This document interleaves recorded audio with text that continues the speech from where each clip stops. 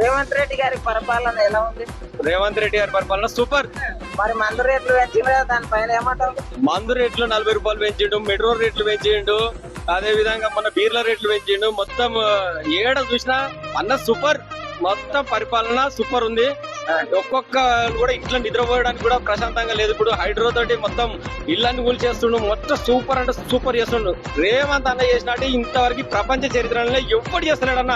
అసలు రేవంత్ రెడ్డి పరిపాలన ఏ విధంగా ఉన్నాడంటే ఎవ్వడికి కూడా అర్థమైతే మొత్తం పిచ్చిలు ఎత్తామన్న. ఇట్లా చూస్తే మనము బట్టలు నింపుకొని తిరగాలనుకుంటుంది రేవంత్ రెడ్డి అన్న పరిపాలన అనేది.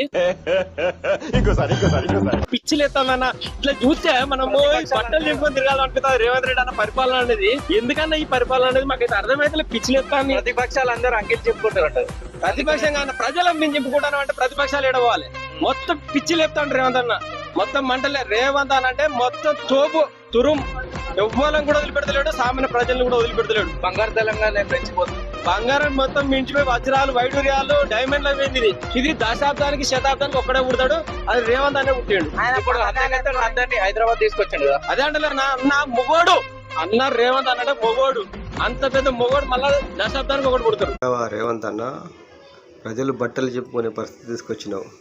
నిన్ను బాగా ప్రజలు ఒక విలన్గా చిత్రీకరిస్తున్నారు రేవంత్ అన్న. ఒకసారి ఆలోచించు.